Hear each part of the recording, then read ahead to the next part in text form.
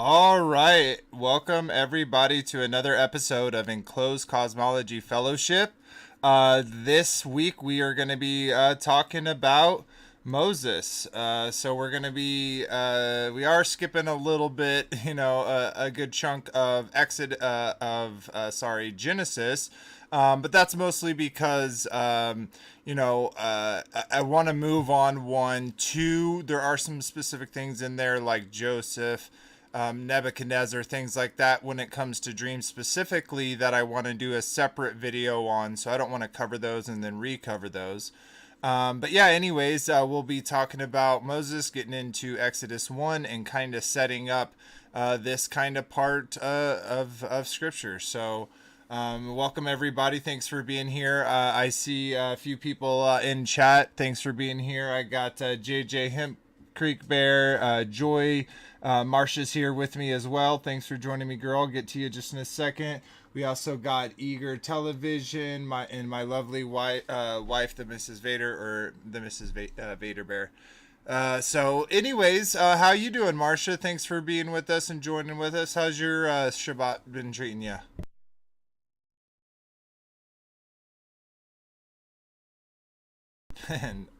Nice. I ended up spending some time outside with my sons, so it was nice. We're nice and sunny here, and oh, they totally didn't even hear you. Let me try that one more time, Marcia. How are you doing? I'm doing well, and my Shabbat has been, like I said, um, just very restful. In fact, I've been tired, and so it was nice that it was a Shabbat day that I could just go take a nap. Nice. Yeah, naps are always nice. But I don't typically dream when I nap. When I nap, I literally like even if it's like 3 hours, it feels like it was 5 minutes. So naps do nothing for me. Really? Yeah. Huh. So and then I That's just feel like time's interesting. wasted. Time's wasted. Yeah. Yeah, true, Um, true. but I guess on a Shabbat it really doesn't matter, because we're just resting. So, but Yeah. anyways, so yeah, we may have like Daryl Lee sometimes comes late, so maybe he'll be here. I'm not sure. I haven't heard from him. But before we get into the main topic, I did want to talk a little bit about Anthony. For those that aren't in the Discord, check that out in the description if you'd like to join. Um, didn't see those updates. So we did get him a lawyer, and he is starting that process. He's trying to find, as of right now, he's working on obviously figuring out the court date, but also trying to find Anthony's possessions. So, because he is missing keys to his house, his vehicle, he's also missing a good amount of money as well as some knives and other personal effects. So that's what they're looking into. I did unfortunately miss a call from him today because he normally calls me around lunch his time, but he called me around 5 my time, and I wasn't at my phone. So that sucked, but hopefully I'll hear from him tomorrow. I tried to call his lawyer, but I didn't get a hold of him. So I don't have really much more of an update other than that. Hopefully soon we'll get information on not only his personal belongings, but also his What? court date. Yeah, a court date, and I didn't tell him anything. Yeah. So as of last Friday, like last Friday, so yesterday, he's been now in there for since Friday the 18th, so 3 weeks now without any information given to him of a court date or anything. I'm shocked. That's all I can say. Is Yeah, I'm isn't shocked. that insane? It's so insane. And it's weird because at first they were giving us information like readily, and then all of a sudden they started saying, well, we can't give you that, and blah, blah, blah. He's been moved, wasn't moved. He had a court date, Oh, didn't have a court date. Like, all this shenanigans. So it's really weird, but at least he has a lawyer looking into it now, so um, there's that. But I don't well, want to. that's Yeah, I don't want to spend too much time there. I also want to shout out some of the people over on Take of the World. Joy's over there too. Thank you. We also got Andrew Michael Denny, Arc Builder CCMC. That's Christian conceptualism in modern Christianity. Very interesting thing. Go check out that video. We did a recent special guest interview with him, and yeah, it was pretty awesome. All the information he was giving out and looking at perspective. And of course, we all have different pieces of the puzzle. We don't all have to agree on the exact same thing to still consider each other brothers and sisters and truth seekers, looking to find, those puzzle pieces, to find that insight that the Father has our hearts after. So appreciate that for y'all here. We also have Victoria Hollenrake. Thank you as well. My dear sister. So anyways, and it looks like FEAR showed up as well. So thank you for being here, brother. Anyone, again, wants to hop in and talk to us or join us around the table, feel free to pull up a chair. And yeah, thanks a million. So anyways, so yeah, let's kind of get into it. We're going to start off, obviously, in Exodus 1:1. We're going to read through a few chapters pretty, briefly, and then kind of get into some conversation. So there's only two of us, so the conversation will go pretty quickly, but maybe we can get into more chapters because of that. So anyways, let's go ahead and pull that up. So pull this, boom. All right, so now on screen, everyone should be seeing Exodus 1:1. Again, for those new, I use King James Version. Everything's rabbled. I use multiple translations. Look up, stuff in the Strong's Concordance. Use all the things. I personally like this one for the literary style and like reading it, so that's what I'm going to do. But anyways, yeah, let's get into it. So Exodus 1. Now, these are the names of the children of Israel who came into Egypt. Every man and his household came with Jacob. Reuben, Simon, Levi, and Judah, Issachar, Zebulun, and Benjamin, Dan and Naphtali, Gad, and Asher. Excuse me. And all the souls that came out of the loins of Jacob were 70 souls, for Joseph was in Egypt already. And Joseph died, and his brethren, and all that generation. And the children of Israel were fruitful, and increased abundantly, and multiplied, and waxed exceedingly mighty, and the land was filled with them. Now there arose a new king over Egypt, which knew not Joseph. And he said unto his people, Behold, the people of the children of Israel are more and mightier than we. Come on, let us deal wisely with them, lest they multiply. And it come to pass that when there falleth out any war, they join also unto our enemies and fight against us, and so get them up out of the land. Therefore they did not set over them Therefore they did set over them taskmasters to afflict them with their burdens. And they built for Pharaoh treasure cities, Pithom and Ramses. But the more they afflicted them, the more they multiplied and grew, and they were grieved because of the children of Israel. And the Egyptians made the children of Israel to serve with rigor. And they made their lives bitter and hard bondage, in mortar and in brick, and in all manner of service in the field. All the service wherein they made them serve was with rigor. And the king of Egypt spake to the Hebrew midwives, of which the name of one was Shiphrah, and the name of the other Puah. And he said, When ye do the office of a midwife to the Hebrew women, and see them upon the stools, if it be a son, then ye shall kill him. But if it be a daughter, then she shall live. But the midwives feared God, and did not as the king of Egypt commanded them, but saved the men and children alive. The king of Egypt called for the midwives, and said unto them, Why have ye not done this thing, and have saved the men children alive? And the midwives said unto Pharaoh, because the Hebrew women are not as the Egyptian women, for they are lively and are delivered ere the midwives come unto them. Therefore God dwelt well with the midwives, and the people multiplied and waxed very mightily. And it came to pass, because the midwives feared God, that he made them houses. And Pharaoh charged all his people, saying, every son that is born ye cast into the river, and every daughter ye shall save alive. So before I go on the 2:2, when I had read this before, this waxed exceedingly.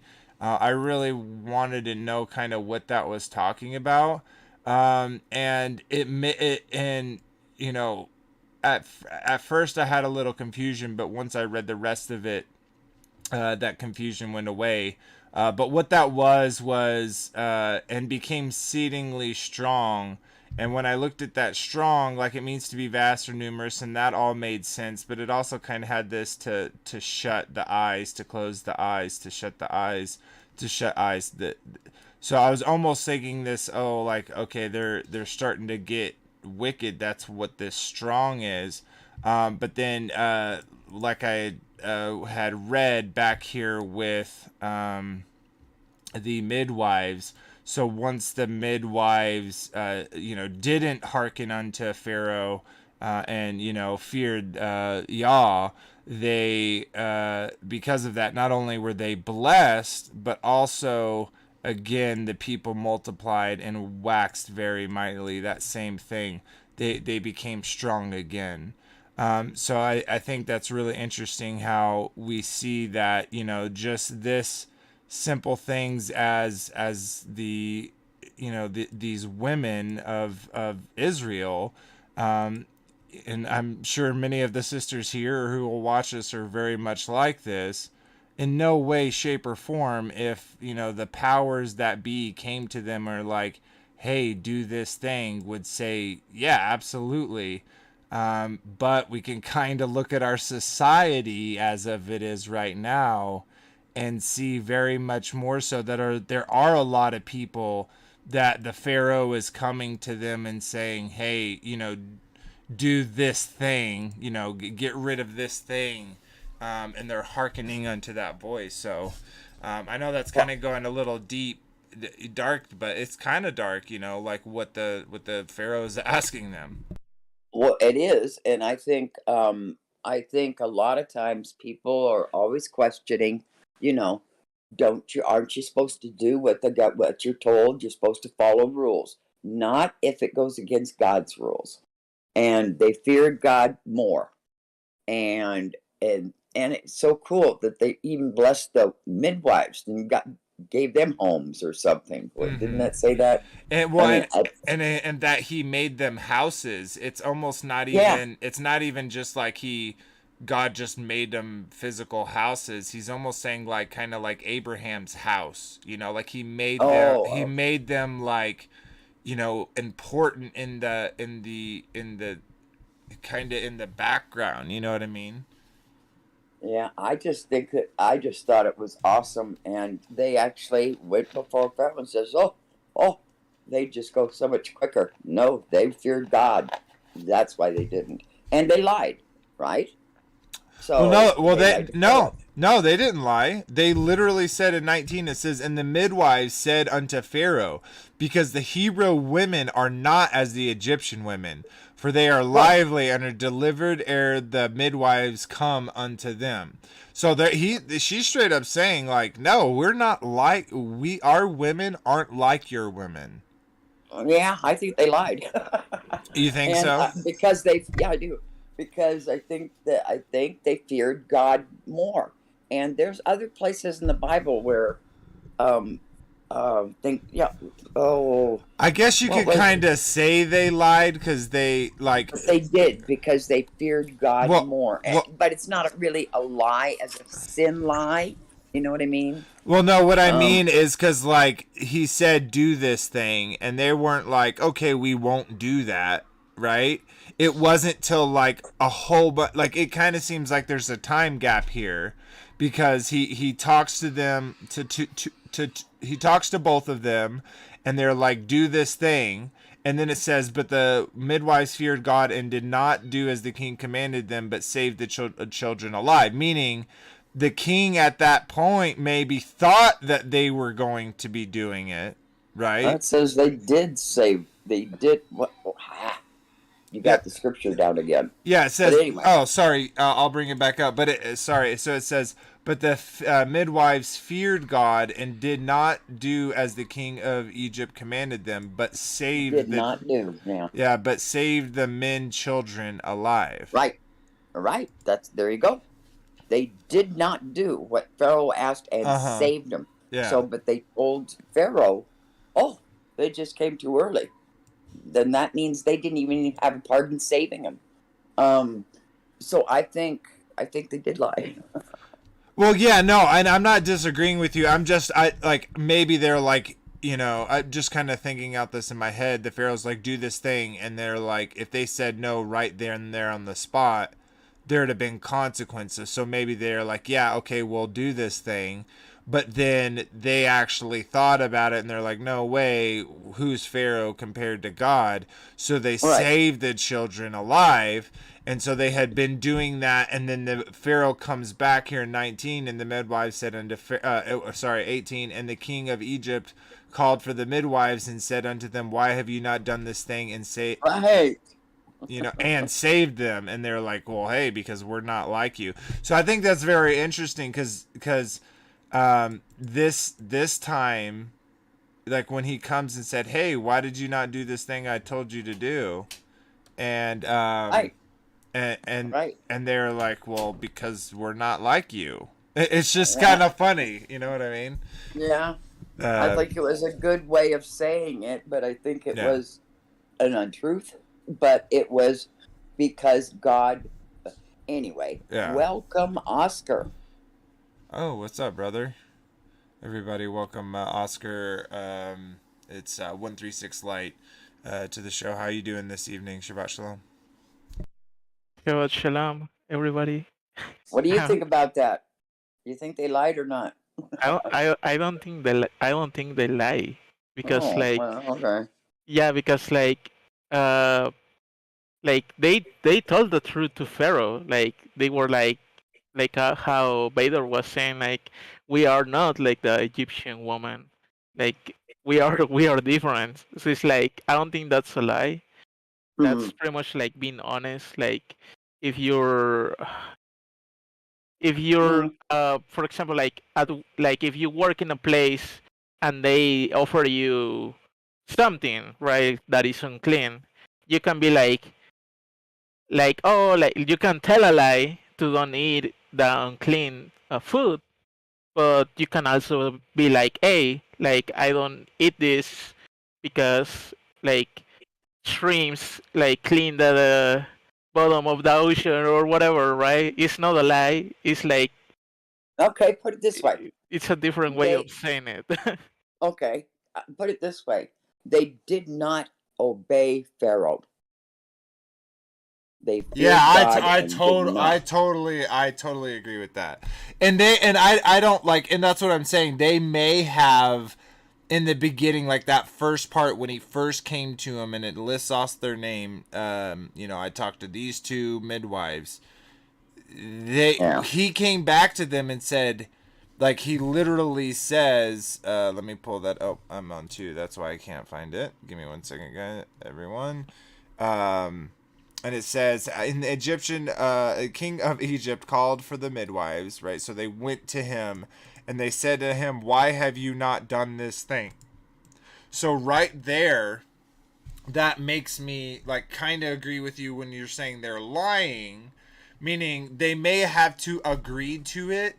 That's how they got out of the situation. But when it says here, but they feared God and did not do it. Right. Yeah, I just think they were very clever midwives. That was a very clever thing to say. Yeah, and we know that he thought, right, that was going to be happening, but but they were consistently saving the boys, the little boys. And so Right. he saw those little boys obviously at some time, Right. right? And I almost wonder if he was like, hey, don't cut any of the little boys' hair. Let them all grow long. Oh, You know what I mean? So like it wasn't till like they were men almost did yeah. they realize, "Oh gosh, these are Possibly. Possibly. I I don't know. think so. Maybe not that Possibly. I don't far, think. but just a thought." Yeah. Well, yeah, because I don't think he's that involved with the peons, you know. But somebody, you know, the word got to him. Yeah, for sure. But it's also something to think about in our time. Is just why I pulled that up is, you know, we're going to be asked things by the government that goes against our principles, our morals, the way of Yah, and how you going to deal with it, you know. I thought about that, you know, like, and I've had a long time ago, a close friend of mine, Nate. I was talking to him, and he was like, I was like, what if they are talking about like putting a chip in something, blah blah blah, or they're gonna kill you? And he was like, well, I'd take the chip, and then I'd, you know, like escape, and then take the chip out of me, like, Uh, you know, and it's like I'm like, yeah, but how, you know, like that's a pretty thin line between, that you is know, what I'm saying is it's a thin line because what if the mere act of doing it is like, let's say we're specifically talking about the mark as an example, right? Like we don't know what is and what isn't the mark. We can guess, we can make hypotheses, but we can't know. Excuse me, we can't know for sure. So that kind I of think go I ahead. think maybe we might. I mean, I I don't think I'm going to be around by then, but if so, I think we will know what that mark will be, or the people of God will know what it is. If our eyes and ears are open and we're following His ways, that we won't even have to fake it and say, "Oh, do it to me." And no, I think we'll have to stand. I think we will have to stand tall and say no. No, totally. I'm so like I am not on the line of like, you know, going along as far as it can. Like I like if I'm any of those things that it describes, I can't think of the scripture, but you know, like those who were to die by the sword will die by the sword. Those who will go into And be captivity will captive. go Yep, into yep, captivity. yep, Like yep. I'm more of the rather die by the sword than go into captivity type of person. And maybe that's more even so because I have children, and so the thought of them getting a hold of my children and, you know, Right, trying to brainwash them type of thing. Um, right. so And it reminds me of that one. I mean, just think of that one when you just brought up children. That one woman and her seven sons, and they all had to be watched, each one killed, and she kept encouraging the next one and the next one to stand tall, stand firm, stand. Who was that? Her seven sons and her all being killed. Where was that? I don't know what you're talking about, but that sounds pretty It's in interesting. the Bible, as it just, and I just heard it in one of the. I don't know if it was in. The the Maccabees. Oh, you're right. It's the Maccabees. Oh, okay. That's I Oh, I Maccabees confuses me because it's part of the Talmud, and maybe I'm confusing things, but I don't know if I trust anything that's in the Talmud. But then again, they may have taken in some of the true parts, you know, like let's say the Maccabees, and kind of absorbed it into, you know, what it is today, um, I'm to kind of not hide sure. it. But I don't know. The Talmud I'm not. also describes, you know, the Messiah in Sheol, in hell, burning in excrement. So, in a pot of boiling excrement. So I Yeah, don't know, and it's attached to it, but it's like, is it directly attached? I don't know, but right. we're kind of getting off topic, way from my fault. So sorry about that. No, not really. It's mine. I brought you on to Maccabees, but anyway. Yeah, no worries. All right, so let's go on to chapter 2 at least. Get this read really quickly. I'll pull that up for everyone. So we're on Exodus 2 now, and it says, "And there went a man of the house of Levi, and took to wife a daughter of Levi, and the woman conceived and bare a son, and when she saw him that he was a sorry about that, had a sneeze, saw him that he was a goodly child, she hid him 3 months. And when she could no longer hide him, she took for him an ark of bulrushes, and dabbled it with slime and with pitch, and put the child therein, and she laid it in the flags by the river's brink. And his sister stood afar off to wit what would be done to him. And the daughter of the Pharaoh came down to wash herself at the river, and her maidens walked along by the riverside. And when she saw the ark among the flags, she sent her maid to fetch it. And when she had opened it, she saw the child, and behold, the baby wept.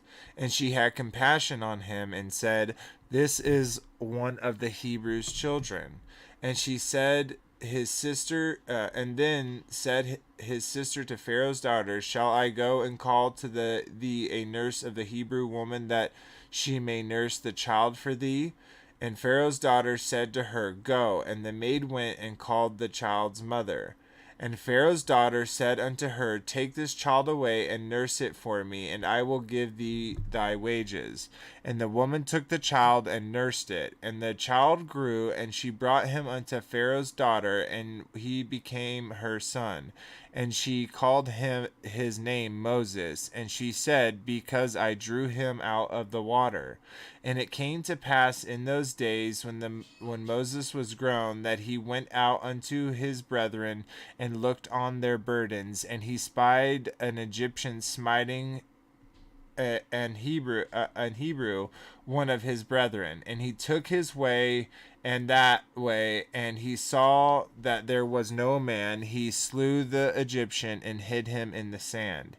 And he went out on the second day. Behold, 2 men of the Hebrews strove together, and he said to them that did the wrong, "Wherefore smitest thou thy fellow?"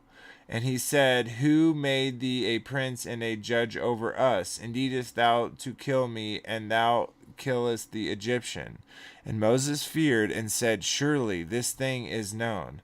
When Pharaoh heard this thing, he sought to slay Moses. But Moses fled from the face of Pharaoh, and dwelt in the land of Midian, and he sat down by a well. Now the priest of Midian had 7 daughters, and they came and drew water, and filled the troughs to the water their father's flock.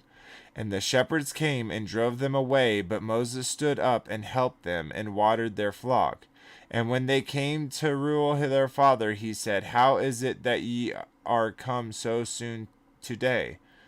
And they said, "An Egyptian delivered us out of the hand of the shepherds, and also drew water enough for us, and watered the flock." And he said unto his daughters, "And where is he? Why is it that ye have left the man? Call him, that he may eat bread." And Moses was content to dwell with the man, and he gave Moses Zipporah his daughter. And she bare him a son, and he called his name Gershom, and for he said, "I have been a stranger in a strange land." And it came to pass in process of time that the king of Egypt died, and the children of Israel sighed by reason of the bondage, and they cried, and their cry came up unto God by the reason of the bondage. And God heard their groaning, and God remembered his covenant with Abraham, with Isaac, and with Jacob. And God looked up upon the children of Israel, and God had respect unto them. Wow. First off, that's the first part where Moses was put on the water. Mm-hmm. I don't know why I thought he was always a baby. But she got to nurse him, and actually he grew up quite a ways. It wasn't just a weaning. She got to raise him, and then Pharaoh took him as her son. And I don't understand Pharaoh's daughter, how she got away with that, or how he was so accepted as her son. Yeah, so I think that's really interesting too, because kind of like before what I would have like thought, and definitely, you know, like that's why it's so important. Like, yeah, you've read the Bible, but have you read the Bible on flat Earth? You know what I mean? But what I mean is, like, we have to go back and read these things, because even in the thumbnail, just pull that up real quick. Give me a second, guys. In the thumbnail, let me pull this over.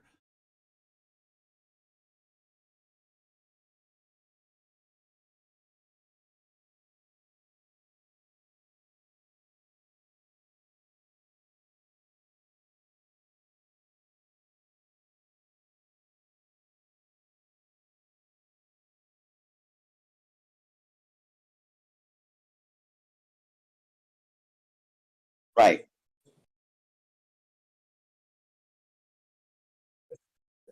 right,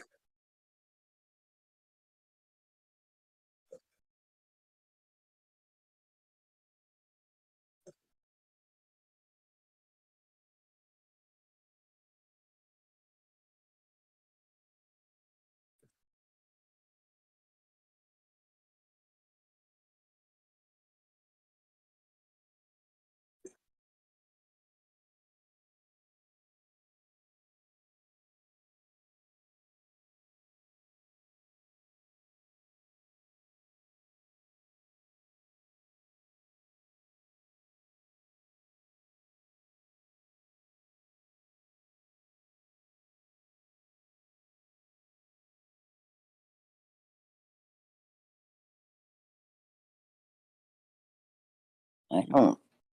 What do you think, Oscar? I don't think I think it was mostly about probably just the Hebrew children. just the Hebrews. Yeah, Um, because like also like uh something to take in mind, like when we were discussing about like were they lying or not.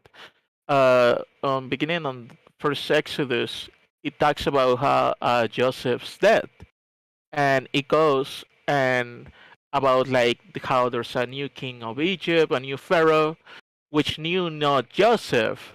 So we see that the the trust that Joseph had already built with the last pharaoh was there, but this pharaoh didn't know, knew Joseph. So that's probably why they had like this pharaoh like thought that he could like tell this Hebrew woman, "Hey, go and do this horrible thing to your like own nation," because like they already developed some type of trust, but maybe he didn't knew like how the Hebrews were, and we saw that these two Hebrew women tell the Pharaoh, "Hey, not like our women are not like your woman." um, but we also see in the last chapter of Exodus 1 that after they disobey Pharaoh, Pharaoh pretty much takes it into his own hands. So I do think that because like there's like hatred built up from the side of Egypt towards the Israelites, and we can see the full picture painted in the first chapter. So yes, I think it was mostly Hebrew boys. yeah. And what's amazing, well, maybe that's why she had him raise, I mean, you know, and then gave him to him after he was older, gave Moses to the Pharaoh's daughter after he was older, kind of got that thing out of his head about babies. I mean, he was wanting them all killed, and this was a Hebrew baby. I'm surprised she was able to have.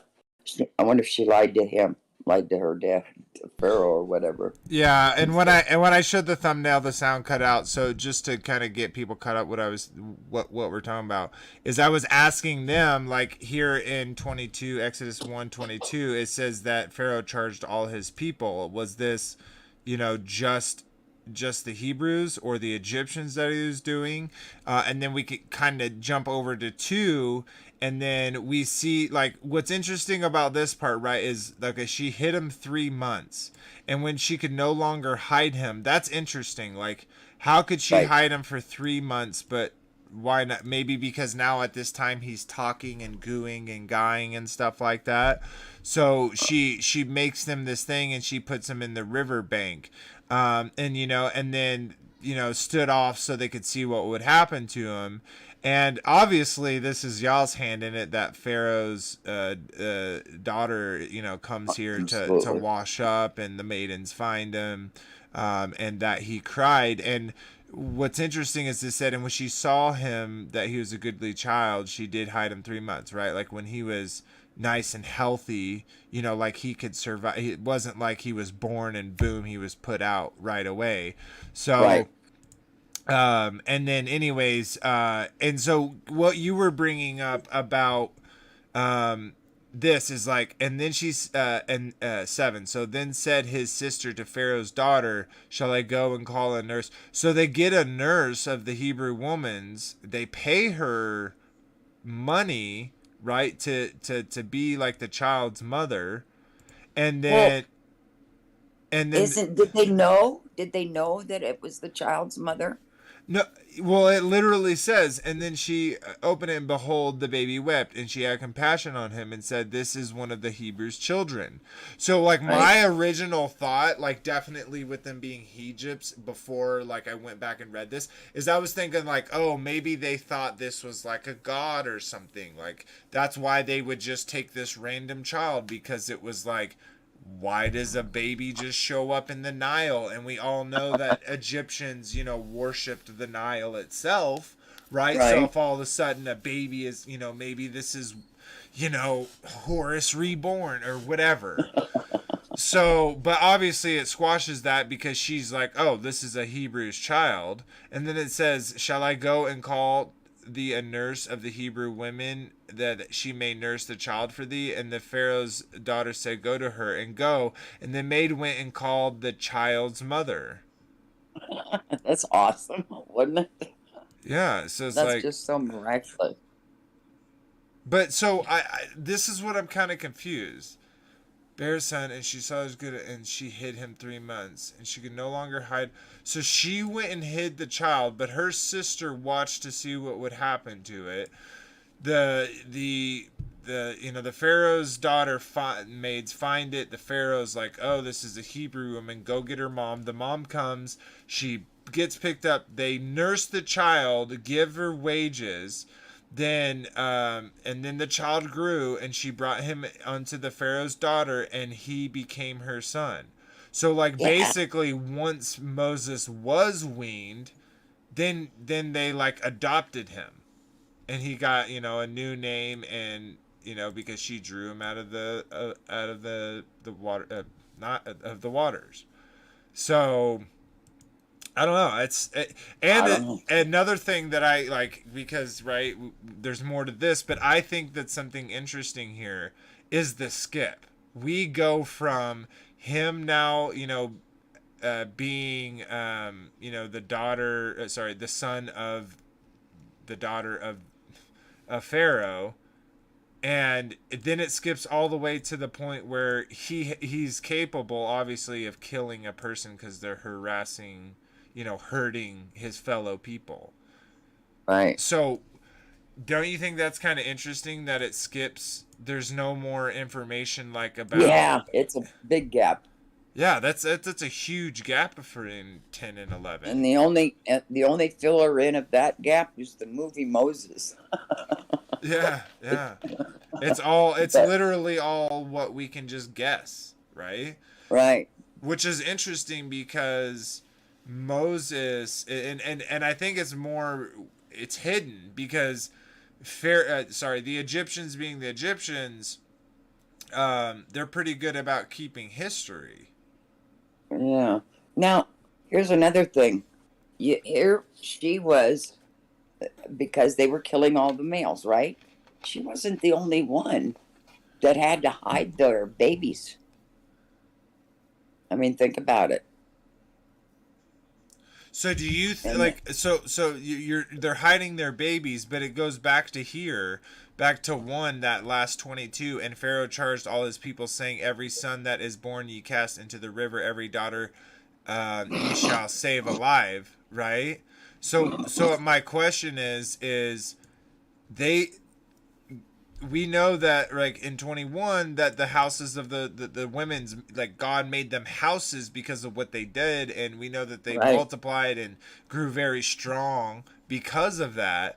And then Pharaoh does this last thing, and then we get here where Hebrews are are afraid, like they have to hide their children.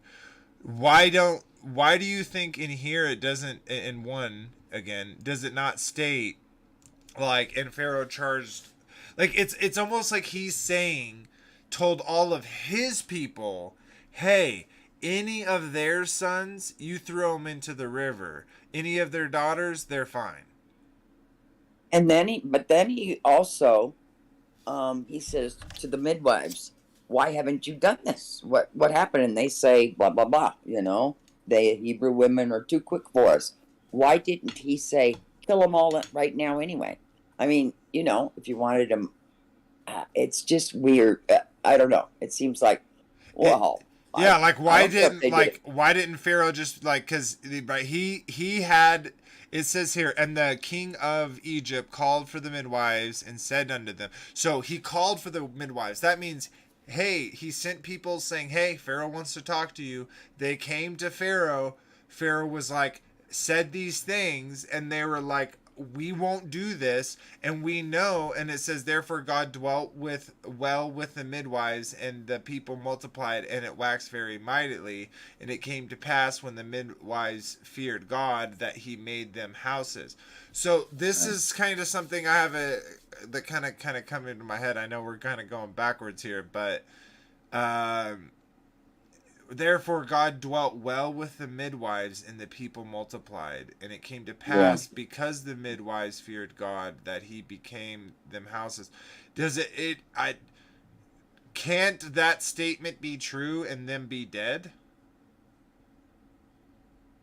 Huh. So does that make sense? Like, can't that statement be true and then be dead? Like, let's say it's dead, and it can't, like, therefore God dwelt well with the midwives, and the people multiplied. And I in my mind, I can't understand how Pharaoh is coming to these people, commanding like just these women to do this thing. They come back, like he comes back, they go back to him. He says, why haven't you done this thing? And they're like, oh, because we're not like you, like our women aren't like your women, right? And so because they did that, it like he doesn't kill them, he just lets them go apparently. And Yeah, right, exactly. he, That's what I was saying. yeah, It's and like, he just lets them go, and then boom, all of a sudden is like, hey, because it says, and Pharaoh charged all his people. Now when it says all his people, is that the Egyptians, because that's his people, or because they're subjugated to him, is he also including the Hebrews in that? Why I would think he tell his people to do that? I think it is just the Egyptians But because why? like he sort of like lost trust in them. Like he didn't trust them anymore. He didn't trust the Hebrews, like the Hebrew woman to like do do what he was gonna do because like he was gonna get the same response. So he took, in a way, he took like manners into his own hands, and he's like, okay, if you guys don't wanna do it, I'm gonna do it my way. And like he knows that his army is pretty much gonna go what like throw to the river all the male babies with no excuse. that's a good one. So he saw that the midwives weren't doing it. It wasn't happening, and now he charged the Egyptians to do. Uh, yeah, very good. That's a good way of seeing it.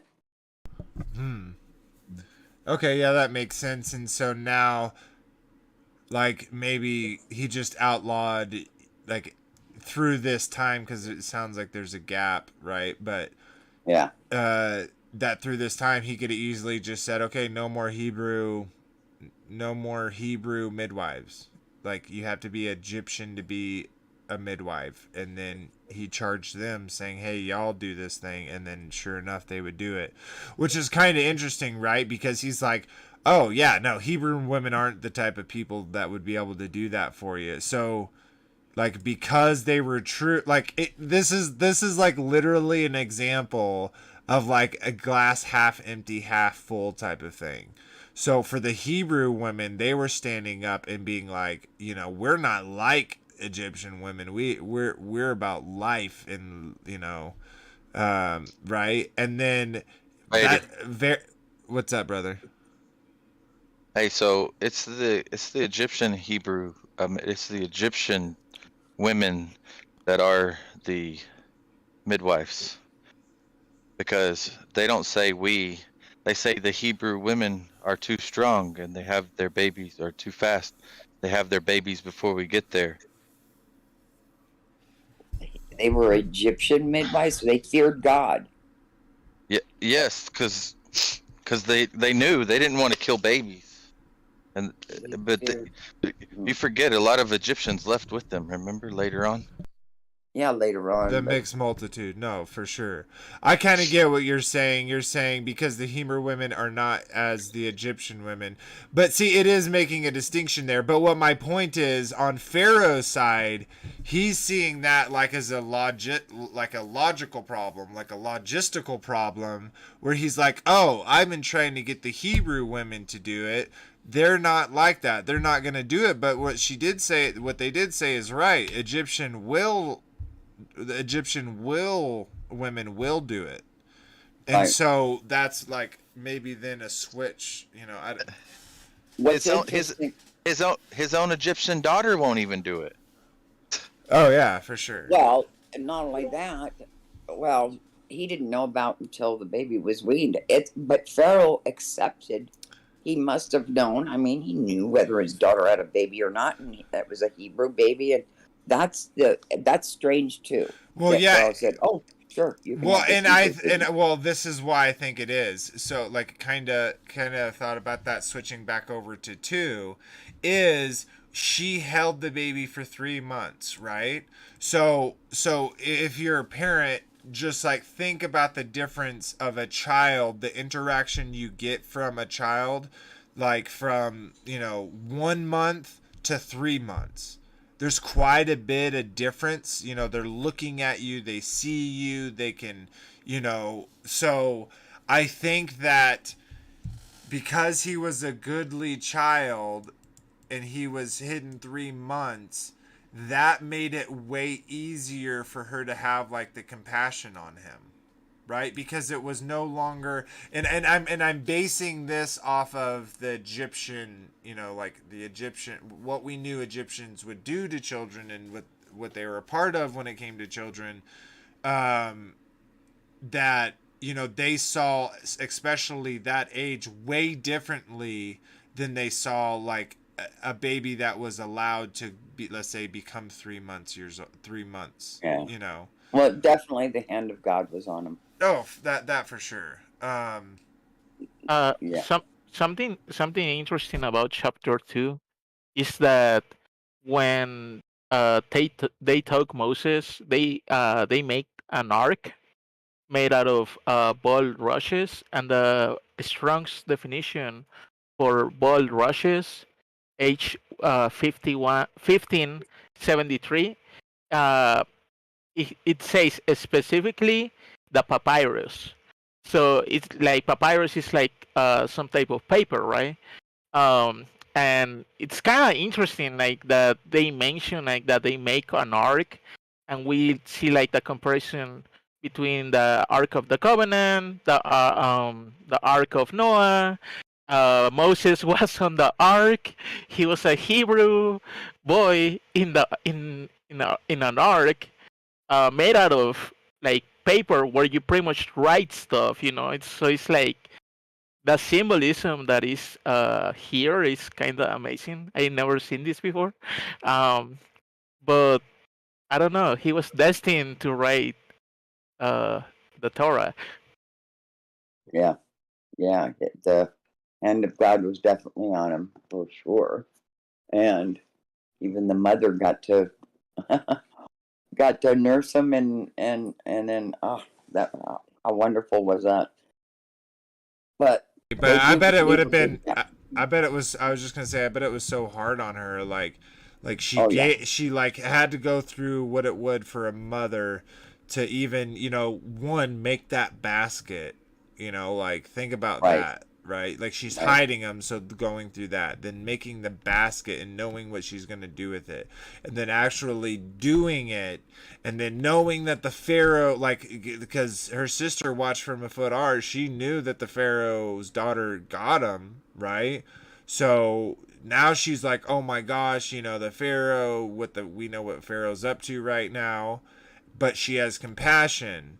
And then she sends, like, hey, go get the mother, and she pays the mother like the pay, like, so she's probably thinking I'm dead. She gets there, she's like, okay, I'm gonna pay you to nurse this child. She's like, oh my god, she's so relieved. So then yeah, she's nursing the child, and then she realizes, oh wait, like at a certain point, you know um he's going to become the son. So that then again, the pain of, her son now, boom, going away, and him not, like, they weren't like, hey, you're still mom, come around anytime you like. You know what I mean? right, right. I wonder though. There's such a gap of everything and so much story that we haven't. I don't know, but yeah. Yeah. I want to take a quick second. My lovely wife joined us, as well as Daryl Lee. How you doing, brother? Hope you showed up. And then Chris joined in. And also, if you want to take a second and just say hi to everyone while you're here, that'd be awesome. How you doing, Daryl? Oh, maybe he's not able to talk right now. How you doing, lovely wife? Hello, family. Shalom. I just wanted to say, because you never read the chat, my wonderful husband, that in chapter 1 of Exodus, to what Chris was saying earlier, in verse 15, it specifically says that the midwives are Hebrew midwives. Yeah. And then it's Moses' sister who is the one, like it says, his sister goes and says to the Pharaoh's daughter, hey, do you want me to go get a wet nurse for this baby from among the Hebrew women? And then she goes and gets Moses' mom. So I just think that Moses' mom would have known. Yeah. Oh, that she wasn't going to be in danger. Like, she knew that she was walking into a specific job. And she was able to go to the mom because it was her sister. And yeah, that was her daughter telling her, hey, Moses made it safely to the Pharaoh's daughter. They need a wet nurse. They've asked for me to call upon the Hebrew women. And then Moses' own mother was able to go. If that is not a situation ordained by Yah, I don't know what is. Oh yeah, no, the finger of God, absolutely. yeah, so cool. Yeah, that's an interesting point. But even so, take away that but even what that mother was going through that whole ordeal, like that's insane. Like, thinking about you, my love, and you ever being at a point where you're having to do this thing with our child, like our baby boy, like that literally blows my mind. But obviously, I feel like she was doing what the father asked her to do because it worked out for her. Right. I think somehow, if we ever get into some better, more extra biblical, it would probably show that the father had given her some, and her, all the others, they still hiding their kid. This one is going to be in Pharaoh's house, and he's going to be alive, and that's got to bring some joy. What could have been so sorrowful? So But then Moses, that big gap, I've already forgotten chapter 2, of him killing a Hebrew, and then he went off. I always thought he went, I didn't know he was still in Egypt. He went to Ethiopia, right? Ethiopia at the time of this was part of Egypt. And so he was still in Egypt, in what we call Ethiopia now. I didn't know that until. So yeah, so it says that, where is that? Bring that up. So that I just still real quick, that gap between 10 and 11, I think that's so interesting that it doesn't, like, we also see that, you know, reflected in, you know, Messiah's life, how there's a pretty big gap, like it tells them like his birth, and then his you know, his adult life.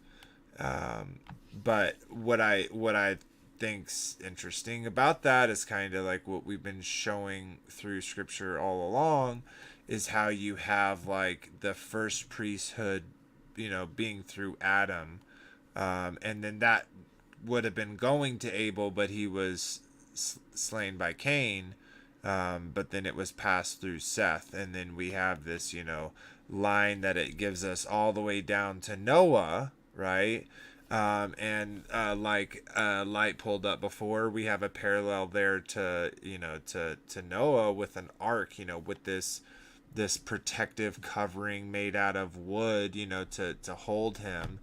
And he, you know, was like my wife pointed out, like Marsha pointed out, you know, the hand of God was in this whole part, but showing that he is like the next kind of candidate for the high priest.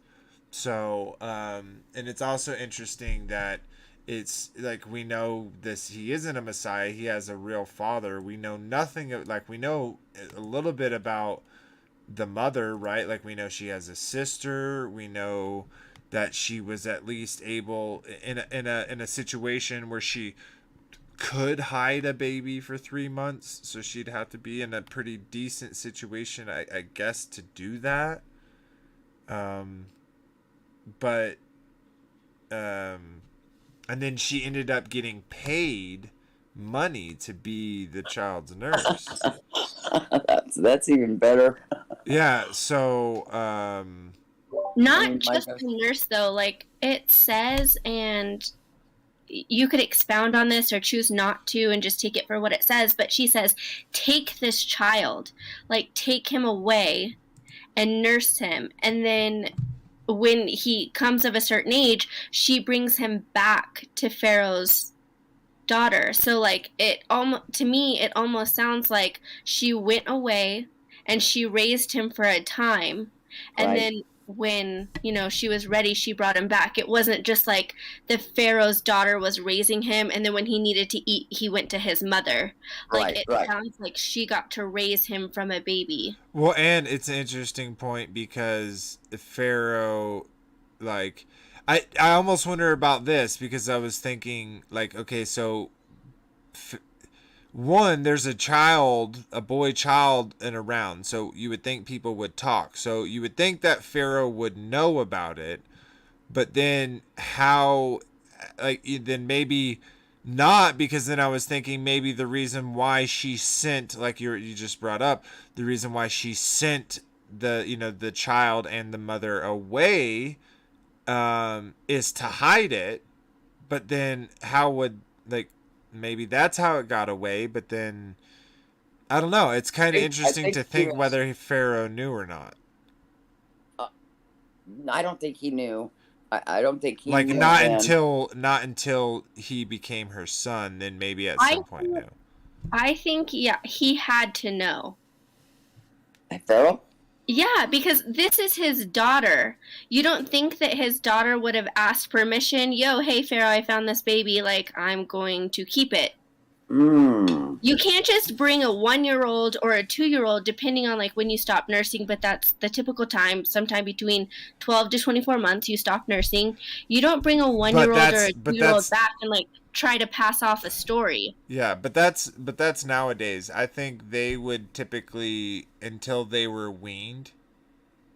So I think that would probably, like, I know that, like, for instance, if we go back what we were just reading with Isaac, when he was born, like it was years after, right? Like he was like 6 or 7 years old when he was weaned, and then they had that celebration when Ishmael was, and Hagar were then sent away. Right. So I'm almost thinking he's like 6, 7 when his mother like gets him. When the Pharaoh's daughter gets him, I should say. I just think like the idea of adoption is probably more realistic for this specific situation than we might realize, because I don't think anything like that could have happened under the Pharaoh's nose and him not know the truth. But then, like, okay, then other than just saying, like the mysteries of, Yah, like, logically, why did she send the child and the mother away? Right, she could. Why couldn't she just bring them all in and adopt him right then? Just saying, because I want him, But I think, she prepared, it's Pharaoh's daughter. She prepared the way for him, saying, please, please, please, whatever. And where did she get the wages to pay her? Because, like, this is kind of my thought. This is kind of my thought. Well, because she's a princess. But this is my thought, because it goes on, it says, and the child grew, and Pharaoh's daughter said unto her, take this child away and nurse it for me, and I will give thee thy wages. And the woman took the child and nursed it. And the child grew and brought him. So what if, like, I don't know this is complete speculation, but what if there's something within, like, as an example, an Egyptian law, where when a child is at a certain age, let's say when they've been weaned, they are now a person, right? So then at that point, a person can't be you just can't kill them, because then that would be murder. And it's kind of like what they're kind of doing, with America, right? Because, like, we have Planned Parenthoods everywhere, and they're trying to extend that that age outside the womb, where it's not considered murder. So maybe that's what we're dealing with. We're dealing with, she's kind of outwitting, because she had this compassion, because she saw this child, she was willing to go against her father's wishes of just, like, if she had no conscience, she would have been like, I'm going to take this to father and let this be made an example out of, right? But she didn't. She had compassion. She not only, found the mother, was trying to get it a nurse, but found the actual mother, paid the actual mother, but then they sent the mother away and say, hide this child, like, kind of like, hey, you don't have to worry about anything, because I'm going to pay you money just to nurse the child. So that gives her a lot of leeway, because she doesn't have to go to work. She doesn't have to do any, like, she can just focus on the child. Yeah, and have wages. Yep, and she's not in Egypt where someone's going to stumble into her. She's with her own people, kind of hidden within plain sight. Yeah. And then at a certain age, let's say that age is the age of weaning, boom, now Moses is a child. She takes in that child, and then boom, he's protected because he's now like a citizen. Oh, never thought of it that way. Could be. Just a thought. That's conjecture. That's how my logical mind thinks. Yeah. Yeah. Who knows? Sweet. All right. Well, We keep like jumping back to that, but go ahead. Someone is about Let's to get talk. to the murder. Yeah, that's what I was about to say. We kind of spend that time. So yeah, there's that weird jump, and then we get that jump where we see that Moses, was older, and he saw that his brother, so I'll just read it again. And it came to pass in those days when Moses was grown that he went out unto his brethren and looked on the burdens, and he spied an Egyptian smiting a Hebrew, one of his brethren. And he looked this way and that way, and he saw that there was no man. He slew the Egyptian and hid him in the sand. That kind of rhymes. That's weird. And he went out the second day. Behold, two of the Hebrews strove together, and he said to them that did thee wrong. Wherefore smiteth thy fellow? And he said, Who made thee a prince and a judge over us? Indeedest thou to kill me as thou killest the Egyptian? And Moses feared and said, Surely this thing is known. And when Pharaoh heard this thing, he sought to slay Moses. But Moses fled from the face of Pharaoh and dwelt in the land of Midian, and he sat down by a well. So I want to talk about that more, like this more, but I want to go back up here. The fact that, like, one, that Moses, like, the Pharaoh was like, oh yeah, finally I have a reason, to kill Moses. And he left, right? And another thing that's interesting is the fact that the people, right, the two men of the Hebrews strove together, and he said to him that did the wrong, wherefore smitest thou that fellow? Like, why did he kill? So his own people who he protected, to me, is seemingly from this is who they told that now that made its way to Pharaoh, right?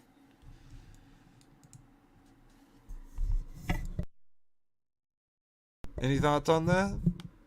Yes.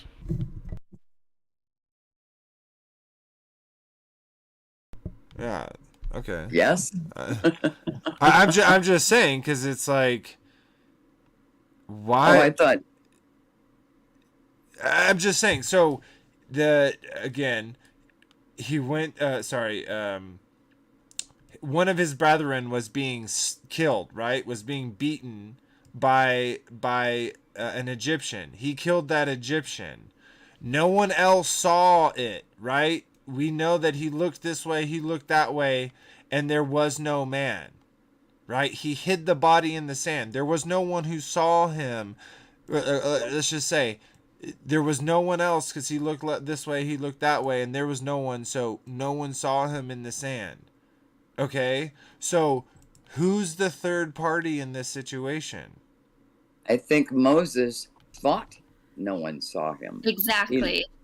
But someone did see him. No, I don't. I think it's very like, me personally, I'm not saying you're wrong. I'm saying my thing is his brethren, right? Because look, right? So the only other person that's there is another Hebrew that was being beaten. That's the third party. Did they knew that Moses was a Hebrew, right? Yeah, because in Like, 14 it says, and he said, "Who made thee a prince and a judge over us?" And then they said, "Indeedeth thou to did you come to kill me just like you killed the Egyptian?" Yeah, Right. absolutely. It was a Hebrew. Yeah. well, he wasn't disguised as a Hebrew because he grew Yeah. up in the palace or whatever that was, right? He Right. was like, he had some type of power, so like that's why, like, he had some type of authority. He was probably covering like pagan Egyptian wardrobe, so that's why, like, I'm wondering, like, did they knew like that Moses was a Hebrew? And of course, like we see earlier, that Moses, let's see, uh, uh, yeah, and he spied an Egyptian, smiting a Hebrew, one of his brethren. So this tells me that Moses knew that he was Hebrew, but I don't know if these two men knew that he was a Hebrew. Because like probably like they probably were like, oh, like look at him, he lives in Pharaoh's palace, like he's No, not one of okay, us or something like that. no, I totally get what you're saying. I guess now that you say that, I said it a little confusing. So, no, I totally agree with you. I'm not saying necessarily that the guy knew that Moses was a Hebrew, but, my thinking is so you would kind of have to say the brethren, the person that's getting beaten or smited, right? He either thinks that Moses is helping him for X reason, or he's attacking this other Egyptian for some reason. But in the circumstance, we know currently that the Egyptian is smiting the Hebrew, right? So, I to me, it seems crazy that maybe who knows what they went through, but it seems kind of crazy to me that all of a sudden he's being, like he's getting beaten to death, and then all of a sudden another Egyptian comes up and just straight up murders that other Egyptian and hides the body. Hey, is that your third party? The guy that they were beating, but he didn't die? That's my point. I think he is, but I think like almost kind of like this, like because we knew this type of situation they were growing in, maybe like Light was saying, Oscar was saying, he didn't know, but what the benefit of that would be is if he could say, hey, this prince, this judge, he murdered an Egyptian and hid his body. Here's his body. They would definitely get money for that. And definitely if Pharaoh was involved in that, because, we were known, when Pharaoh heard of this, like that information, definitely if Pharaoh knows that he's Hebrew, like that's his reason for doing that. But kind of back up to what I was saying before with the the smiting and the brethren, when and it says, and when he 13 this is Exodus 2:13, and when he went out the second day, behold, two men of the Hebrews strove together, and he said to them that did the wrong, wherefore smiteth thou thy fellow? So so two Hebrew men, right? As the second day, I'm guessing after the murder happened, two Hebrew men who were together, and he said to him that did the wrong, like he said to Moses, why did you kill that person, right? It Yes. doesn't seem, yeah, that's what he says, but it's like, why would they? Oh, because they wanted, and didn't they say, and don't do that to us? Yet he was defending a Hebrew. So it's just kind of a little, Do we all agree that he looked Egyptian? yes, I think so. I think so too. Yeah, obviously he looked at Egyptian. Like if he grew up, like that would kind of be the point. Like, and the mom is the Pharaoh of the daughters, so there's no way she And the would. Hebrews say, like, why did you hit your neighbor, the Egyptian? So it kind of sounds like they didn't know that he was Hebrew. Uh-huh.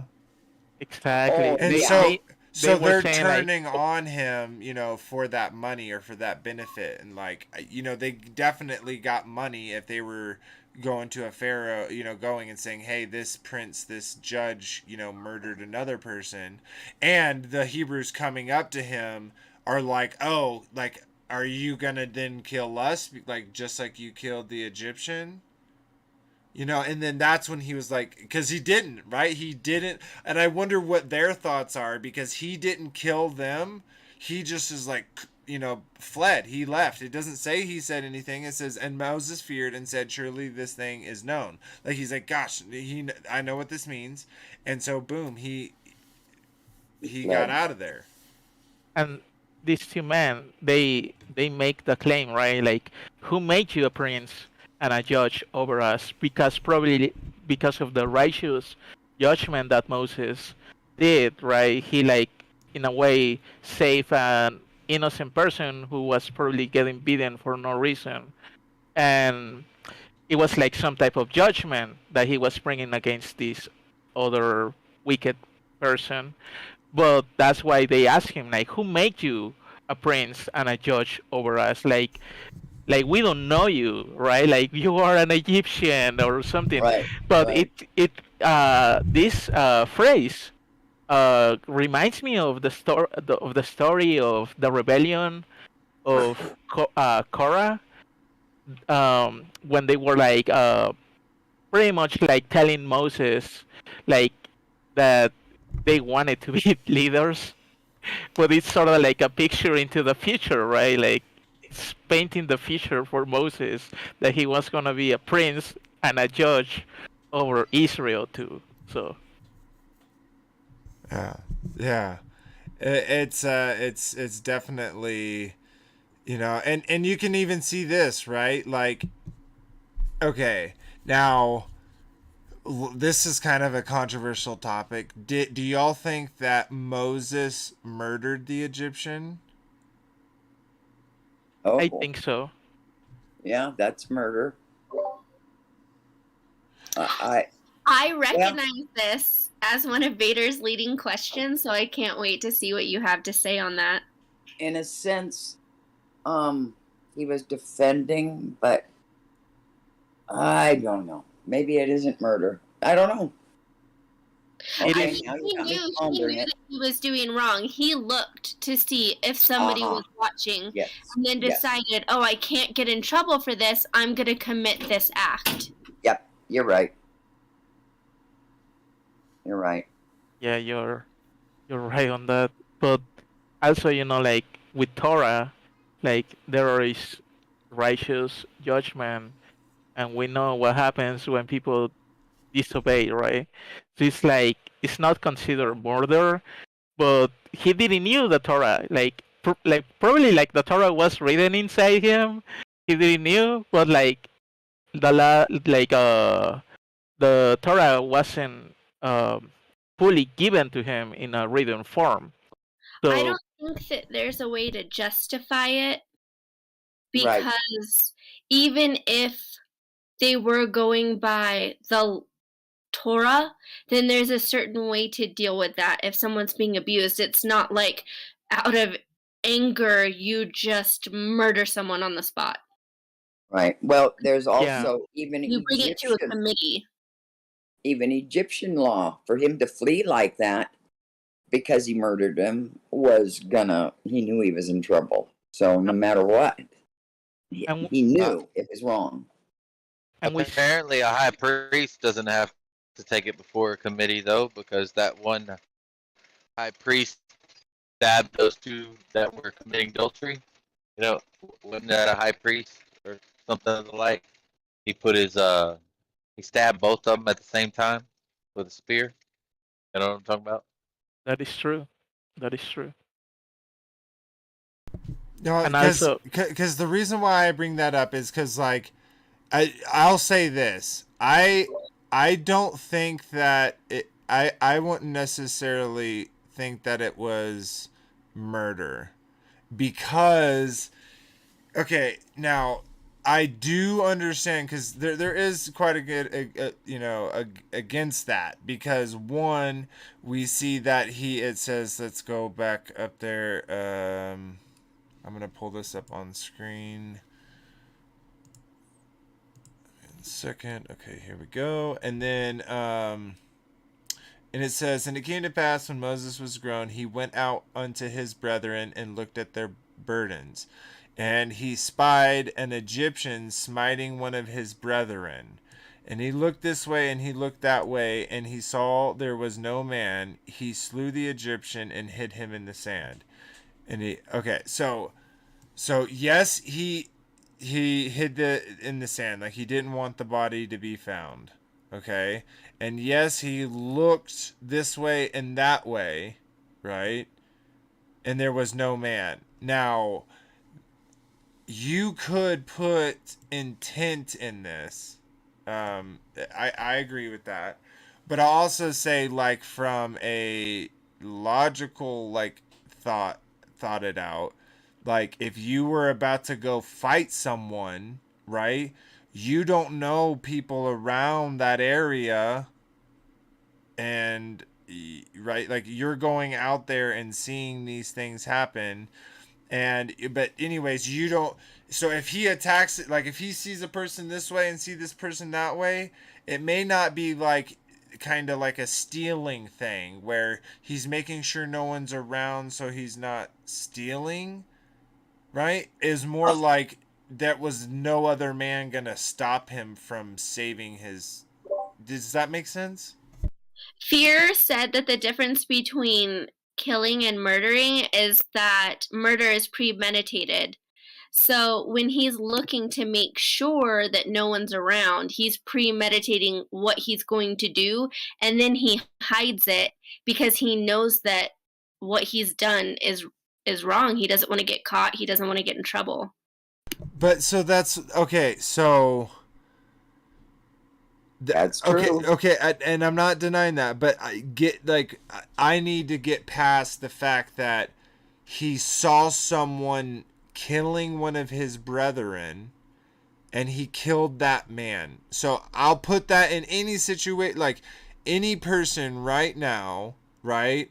They see, like, I guarantee you, like, if you walked out the door and your brother was out there fighting with, like, authority, and the authority, like, you knew the authority was going to kill him, and you killed that person, like, I don't know. I know man. what you're saying. I know what you're saying. I wouldn't judge that person as in doing something evil. Now, It's like coming to someone's aid. yeah. No, exactly. Now, him looking left and looking right, I did say in the beginning, you could totally, morally morally say that is him, like you said, meditation. He's, doing that, I'm about to murder this person. Correct me if I'm wrong. Like if this was you and your brother, if I walked out the door, I would be looking left and looking. Like if I see someone fighting my brother, I'm going to be looking around to see if there's any other threats. If it's just one person or multiple people. You, my love, are not going to murder the person hurting your brother. You're going to take corrective action, sure. But you're not going to spend the rest of your life in prison. Well, I know it's a little different situation. In most states, you can kill someone that's about to kill somebody else. That's why, like, when they're robbing a store, if they have someone at gunpoint, in almost every state, legally able to have a gun, you can shoot the person that's robbing the store. You're not going to go to prison for it. I'm not sure that there's enough proof to say absolutely. You could say that the Egyptian was going to murder the Hebrew, but it doesn't say that. It says he was beating him, which I think is something between Egyptians and Hebrew that was probably common at that time. Yeah, Moses just saw compassion at that time, and he couldn't stand it. But in the other store scenario, is you can't shoot that person in the back. So, if he was shot in the back, that would have been murder, because he was fleeing because he was robbing the store. If you shot him because he was coming after you, you would be, that's self-defense. But if you shot him in the back, that'd be murder. And here's like another thing is like we don't have any details on how he slew him, right? So it says, like if you're saying the smiting is beatings, which we can totally do, which is Genesis 2:11. Let me pull that up. If he's if he's beating it, like, okay, if Moses comes up, like, let's say the man is beating him and Moses comes up and stabs him one time, right?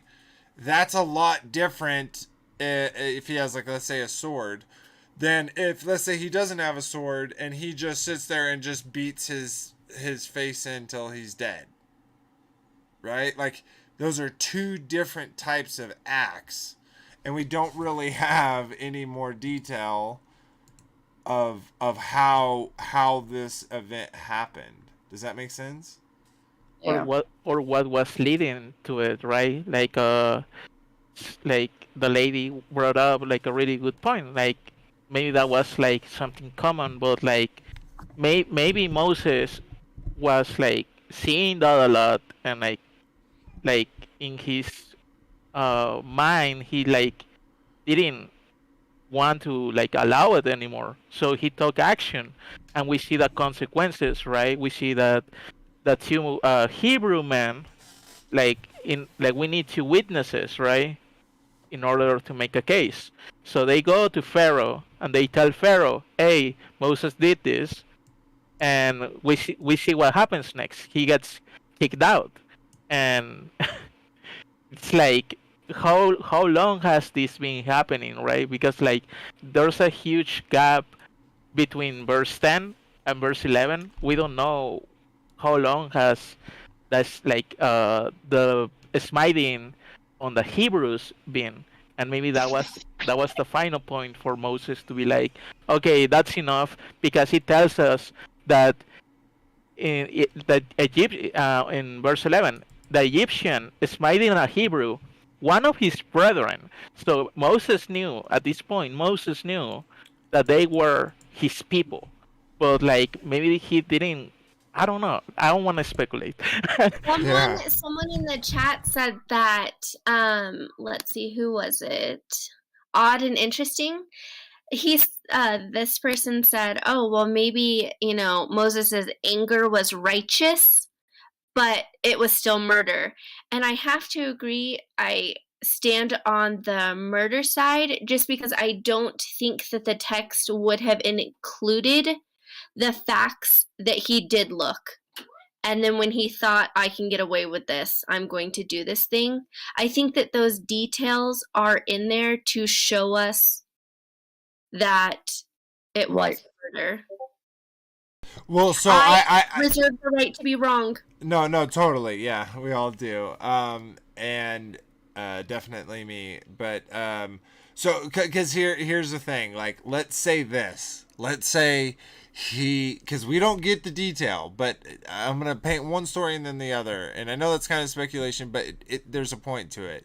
So, like, one, Moses goes up to this man, right, and says, "Hey, knock that off, stop hurting that man." And he goes, "I don't care, he's a stupid Hebrew." And he, let's say Moses says, "No, stop," and pushes him away. And then that man is like, "Okay, well, after I kill you, I'm going to kill him." And then he attacks Moses. Okay, so it doesn't say that, and I'm not gonna say that is true. I'm not, guys. This is just an example. Now, the other side of that, right, is he, sees this man being beaten, and he, looks this way, and he sneaks up on him, and as the man's getting beaten, all at the opportune mind, he jumps him from behind, and he kills him, however manner he does, right? So there's one side, there's the other.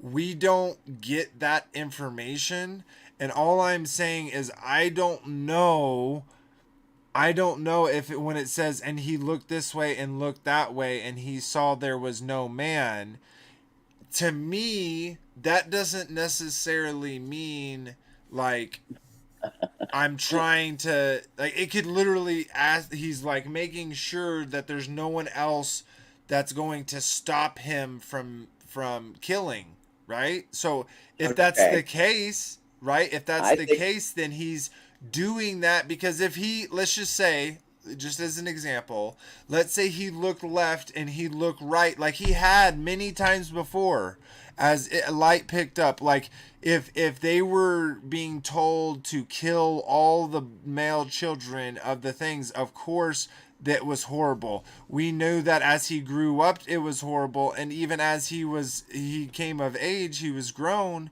he looked and saw their burdens. So I don't think this is the first time that he saw a beating. I think this is the first time he saw a beating and he didn't see a person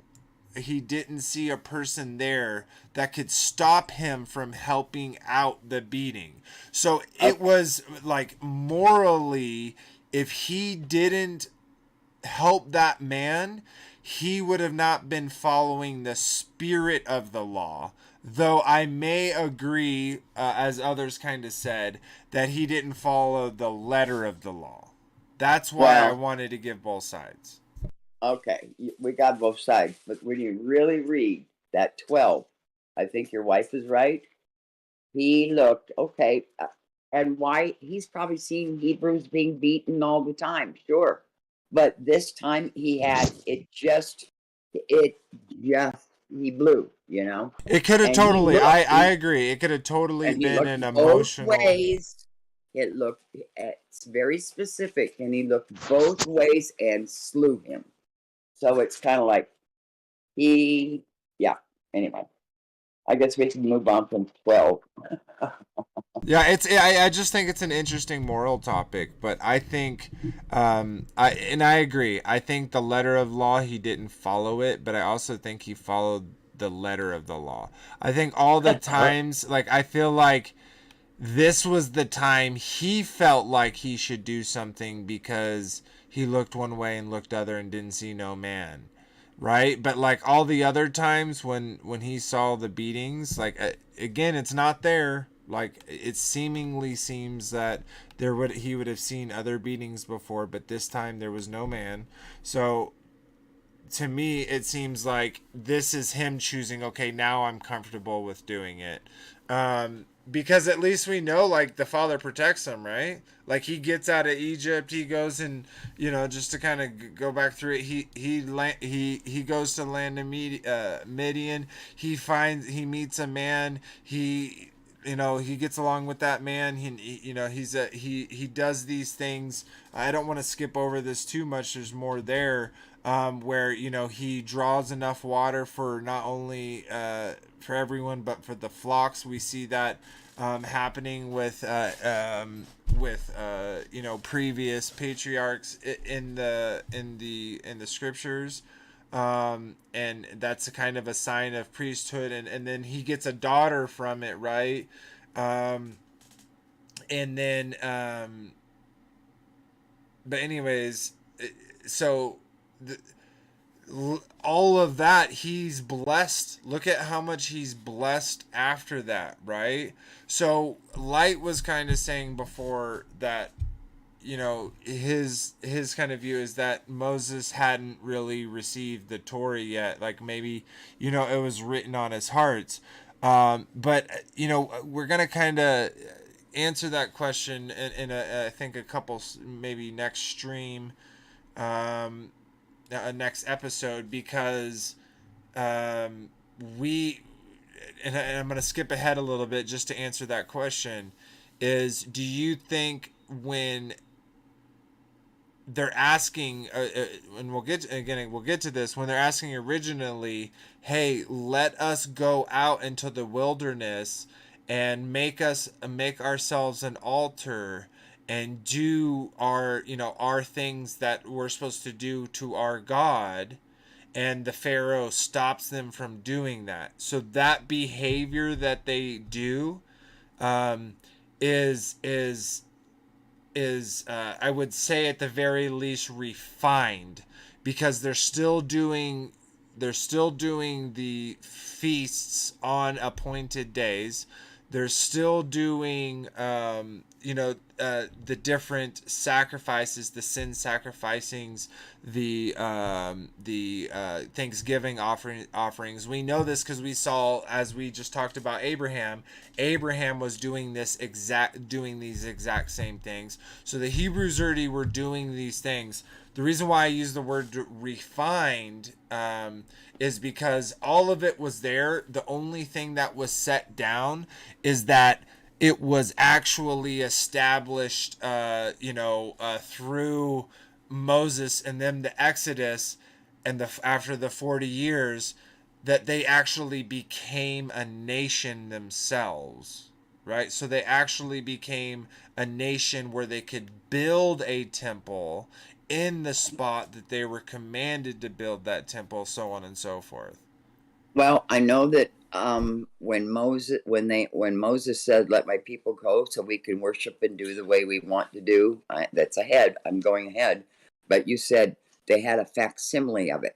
They said, "We can't do. You leave the animals here." Well, we can't do that, and then he goes back and back and back and back. And he says, and the Egyptian people hated him so much that they weren't allowed to do any of those type of things. He says, they'll kill us. We're not allowed. So that's why they had to leave. So I don't know how much sacrificing and how much they were following the law. I'm not saying that they were following it. They obviously were oppressed to do so. But I'm saying they knew what they should be doing. Yeah. They knew they needed to take their animals and go out. They knew they needed to go out at certain times. So, okay, yeah. Okay. I will agree. Yeah, okay. Yeah. Yeah. Yes, they knew, but I don't think Moses knew, because we see that being 3 months old, he gets picked up by Pharaoh's daughter, and yes, how old was he when he was returned to Pharaoh's daughter after being nurtured? But he was still a child. So I don't really think Moses really knew about his traditions. But I do agree with what you guys are saying about them knowing that that they needed to do certain things, and about the Torah being passed down orally. I do agree with that, but I don't think Moses knew, because and I don't think even Moses, even if he wanted to practice the feast days, he could have done practice them in Pharaoh's house, right? I don't think, because the Egyptians, they didn't like the Hebrews, so Right. Now, how many years? 400 years were they under? What? Yes, one more thing. Before Yeah, before we move on into chapter 3, I'm sorry. I know I talk a lot. no, you don't. Okay. No, you're good, bro. Okay. I know we're going back into the same topic, but I just wanted to bring another occasion where this happened, and it was with the defiling of Dinah.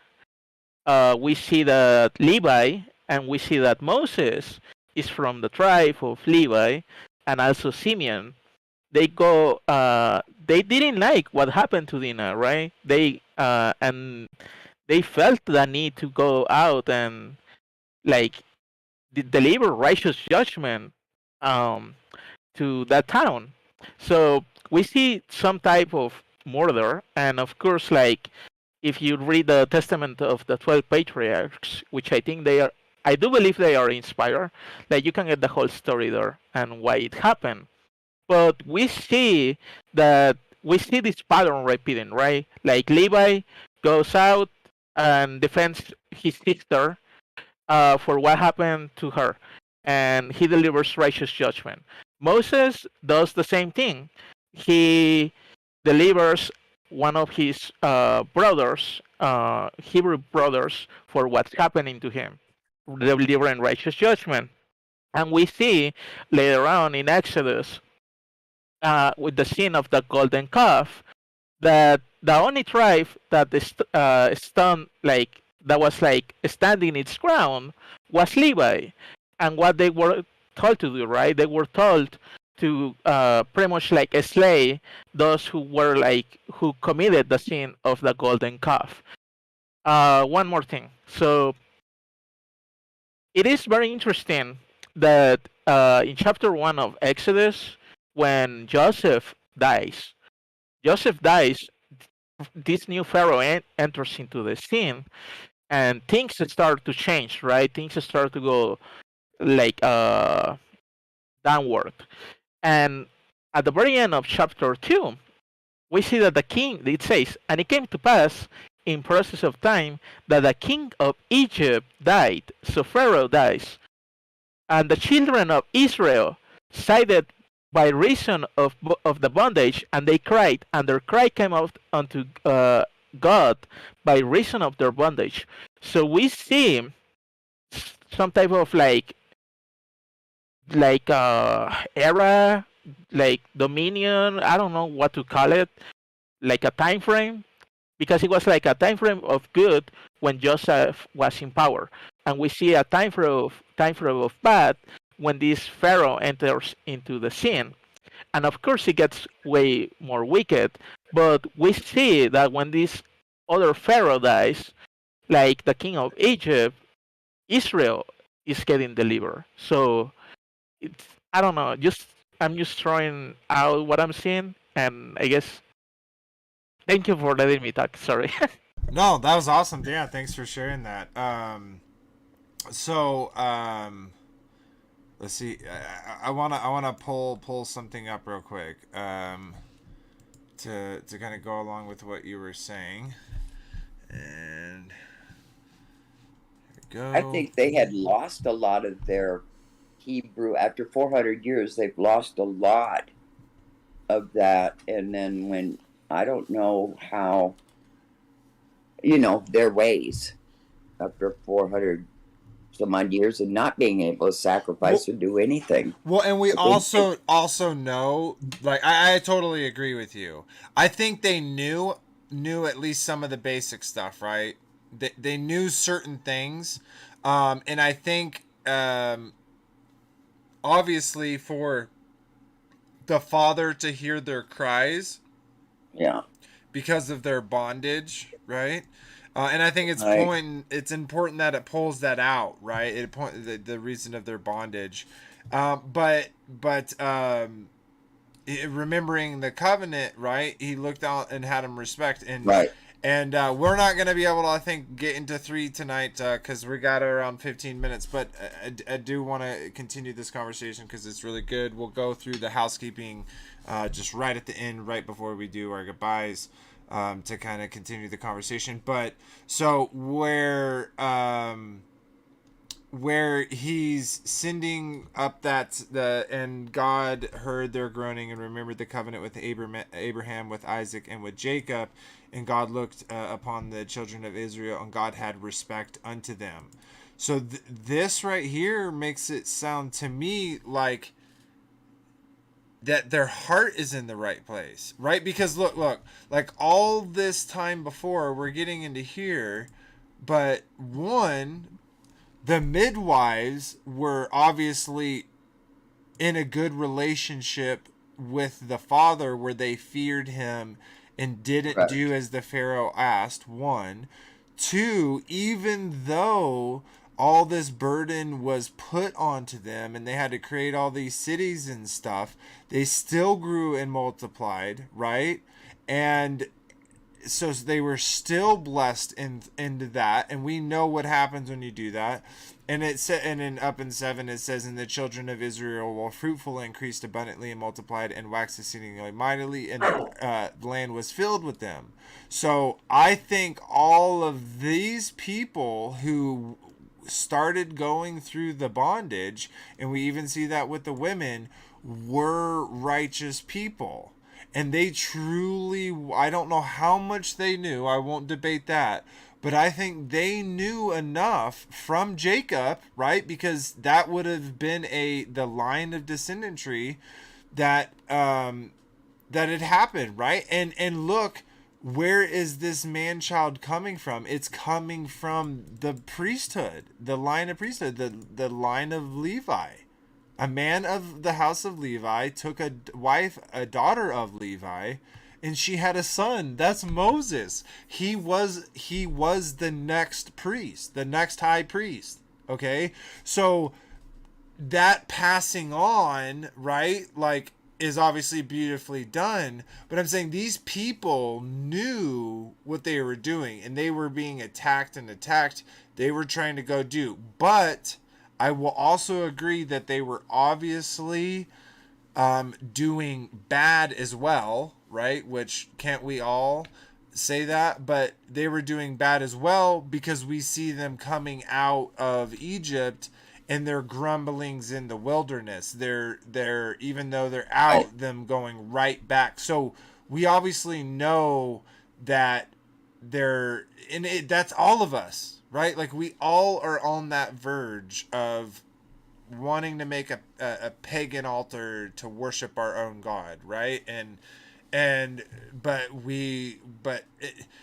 what I mean by that, I don't mean to offend anyone, but I mean is, like, even in Christianity, like, you know, there's a lot of denominations, Catholicism, Mormonism, Jehovah's Witness, etc.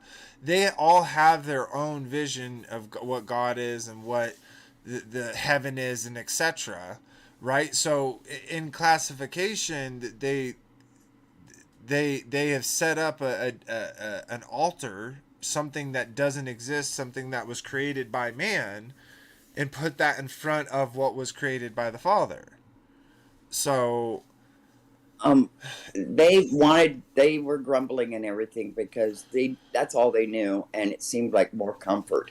And if you're trying to equate it to us now, we want our comforts and not our things taken from us also. You know, let's go back to this slavery rather than this one. yeah, no, exactly.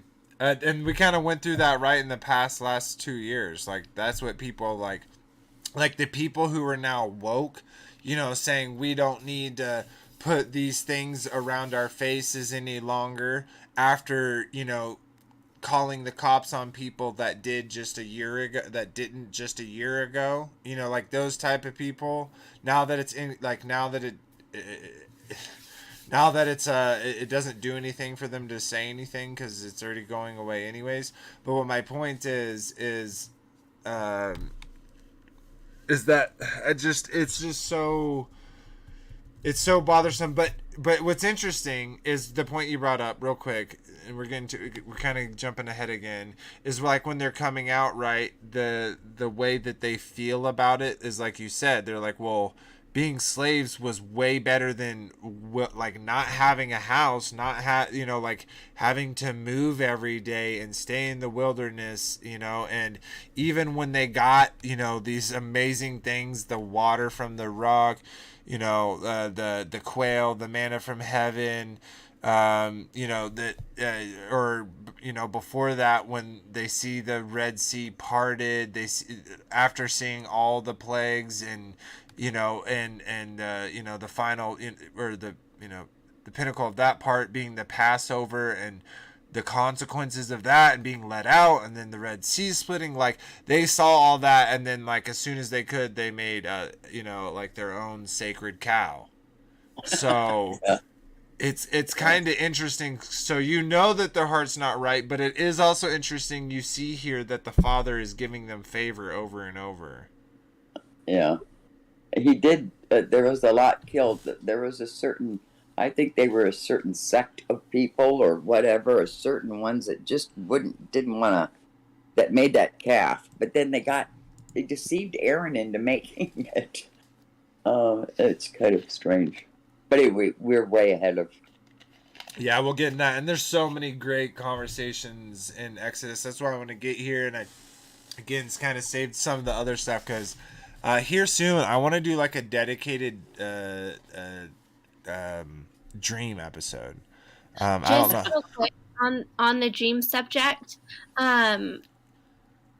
somebody said refresh before you read the comments, because they put one in last minute about a dream.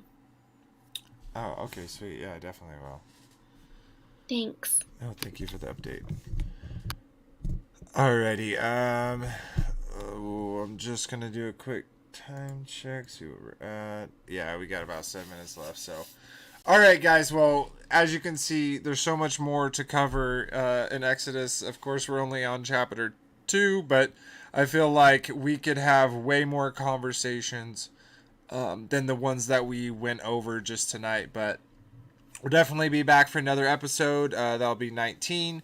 More than likely, that will be the next thing. But we do have other things kind of, working on getting some other special guests coming. So we'll see about that. I'll let y'all know soon about the next episode.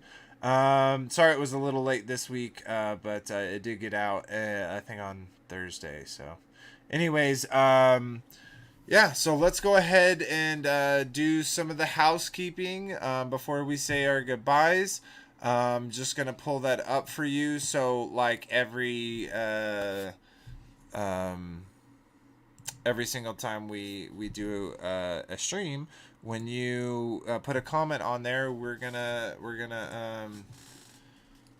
read it out at the end of the stream. So we definitely appreciate that. It helps the thing grow. We're at 422. That's awesome. It keeps growing. Keep sharing it.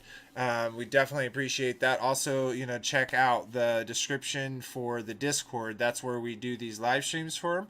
So if you're comfortable, if you got things to share, even if it's a one-off, like, hey, I really want to talk about this subject, get on Discord, talk to me about it, and I'd love to do, a special episode with you. Also, those that just want to join in conversations about whatever topic, we have that Discord there. We also get voice chats. Though I did miss last Tuesday, I was unfortunately busy. This next Tuesday at 6 p.m. Sorry, that would be 8 p.m. I believe, right, Chris? It's 8 p.m. Eastern. We do a Bible study on Jubilee. So, but anyways, go ahead. 7 p.m. Central Standard Time, I believe. Yeah, I see. I believe it's 7 p.m. Mine's Eastern 6 Standard Time. p.m. Mine's 6 p.m. Mountain Standard Time. So isn't that 8 Eastern? I don't know. Maybe I'm wrong. But anyways, I said Central. 7 okay. Central. Pretty Sweet. sure. Sweet, thanks. But yeah, so we're gonna go ahead and look at the. Wait, let me just clarify for those listening. That was confusing. Mountain time, 6 p.m. Central, 7 p.m. Eastern, 8 p.m. Tuesday evenings, Jubilee study. Discord channel. Book of Jubilees. In the chat. Download it. Nice, yeah. And if you need any help with the app, I'm in there. Other people are in there to help you out and get you set up. It's pretty easy. So a little confusing, but definitely with help, it's easy. So, anyways, so yeah, let's read the comments from the last video. We're gonna do the ones over on enclosed cosmology first, and then we're gonna jump over and do the ones that are on Take of the World. Quick shout out to Take on the World. They're so awesome. For those that don't know, they also let us use their platform to stream our broadcast. So they open up their family to our puzzle pieces. So we definitely appreciate them. If you haven't subscribed, go ahead and subscribe to them. They're super duper awesome. But yeah, I'm gonna pull up the comments, and here we go. Just grab them. Where are they?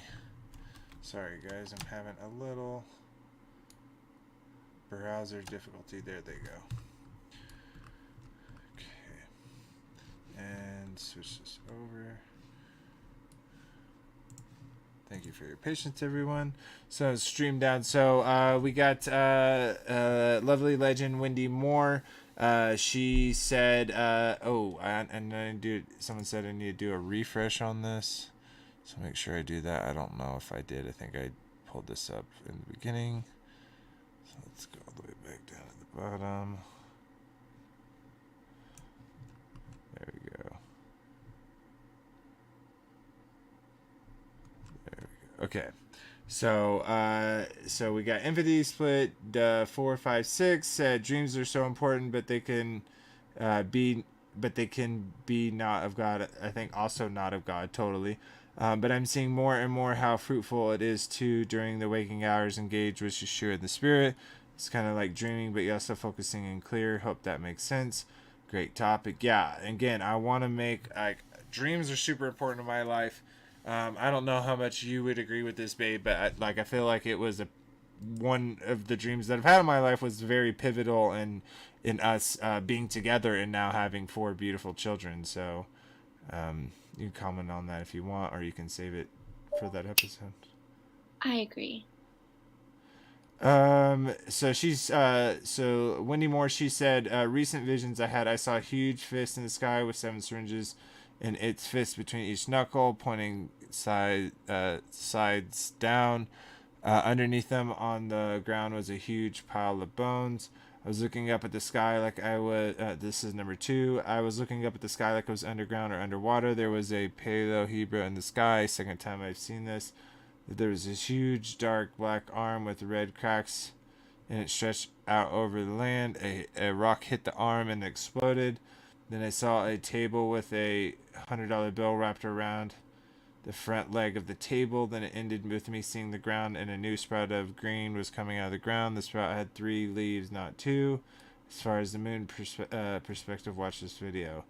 I'll have to check this out later, but interesting. And these are like, you're saying these are open-eyed visions?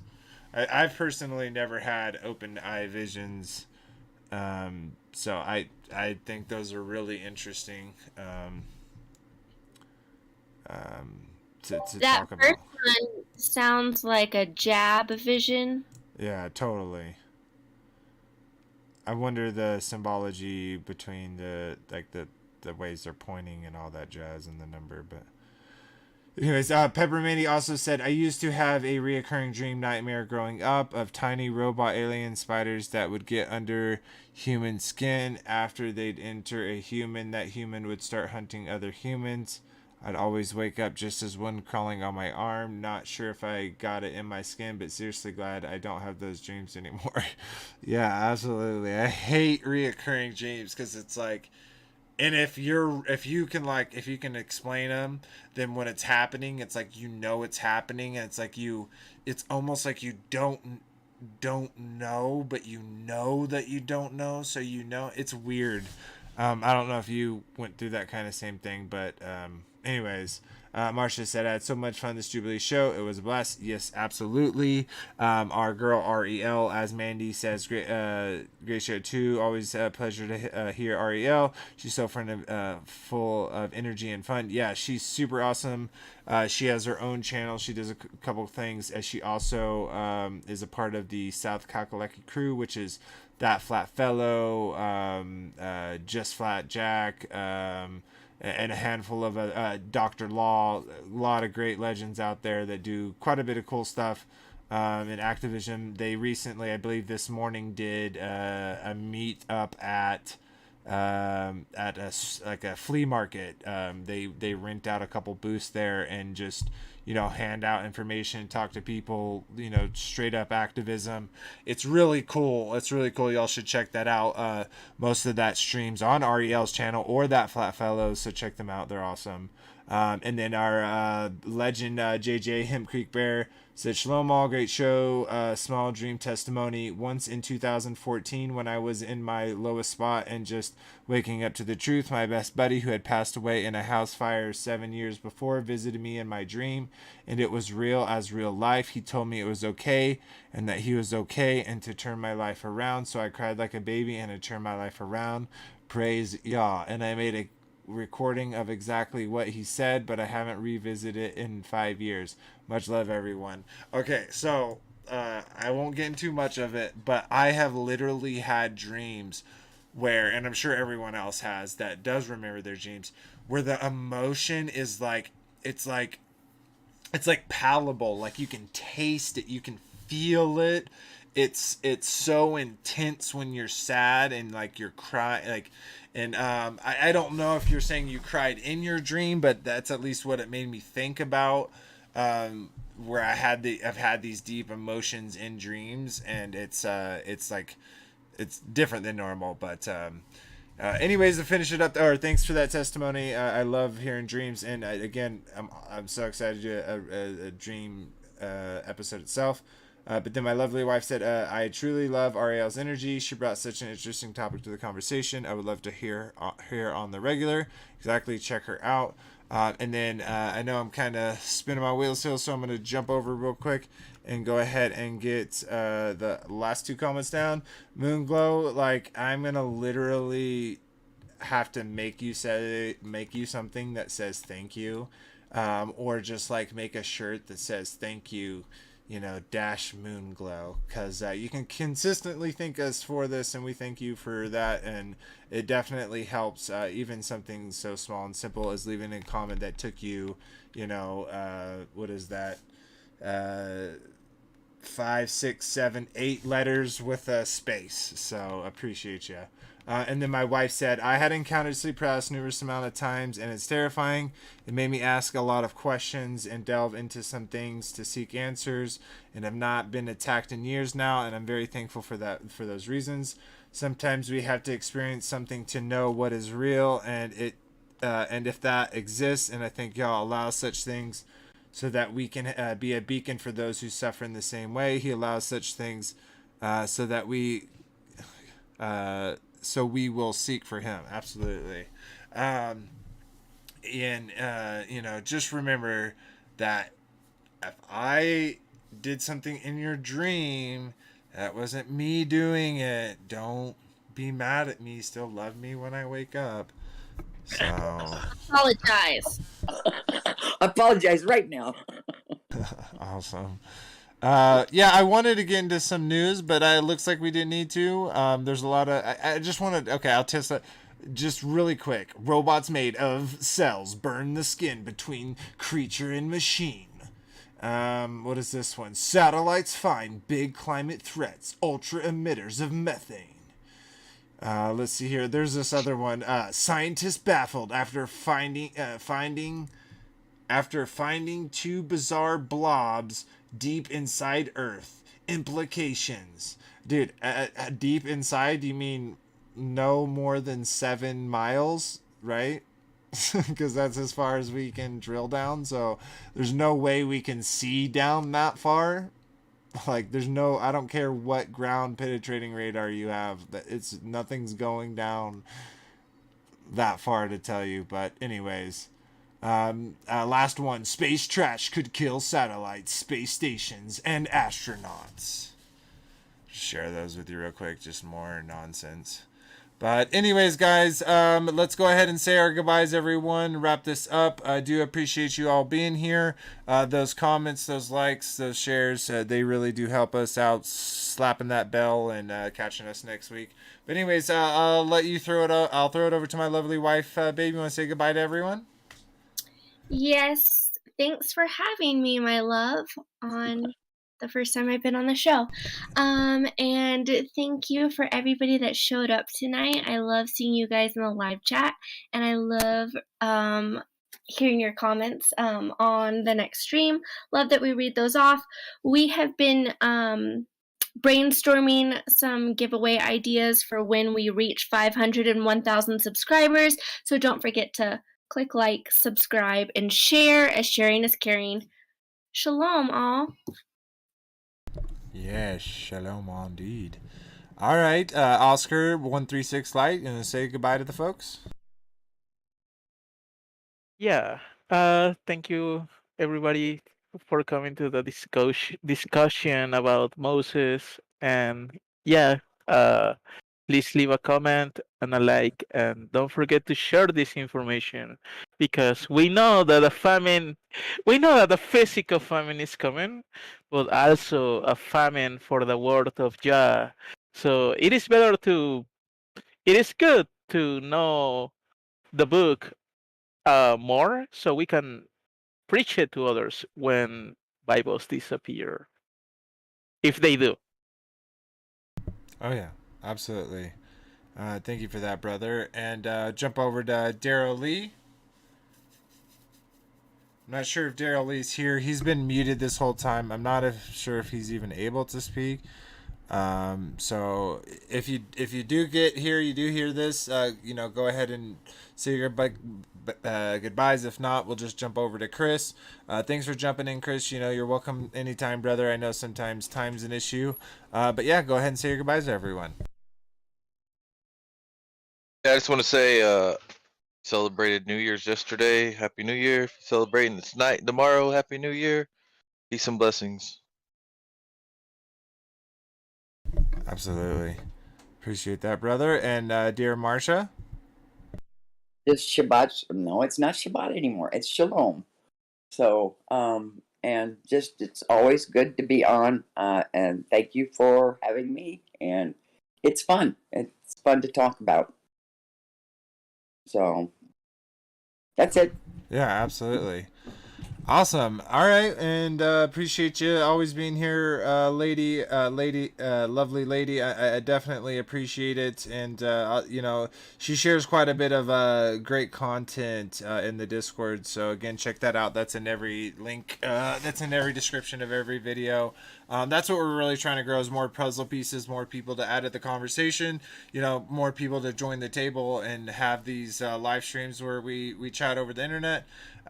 So if you're interested in that, check that out. But for me, thank you all so much for being here. For comments of next video, we're going to read out. We're getting into Moses now. We kind of skipped ahead because we're also getting really close to Passover. So those that celebrate Passover, or those interested in celebrating Passover, what I'd like to see is a comment from you specifically about Passover, how you celebrate it, what time you celebrate it, and see if we can get some interesting conversation going about like such an important time, something that's commanded for all all generations. So super excited to see what y'all have to say about that as we make our way to that Passover, not only in scripture but also in in real life as well. So thank you all for being here once again, and have a great night. I'm gonna seal this off with our music from our dear brothers Nick and Frankie, and y'all have a great one. Shalom.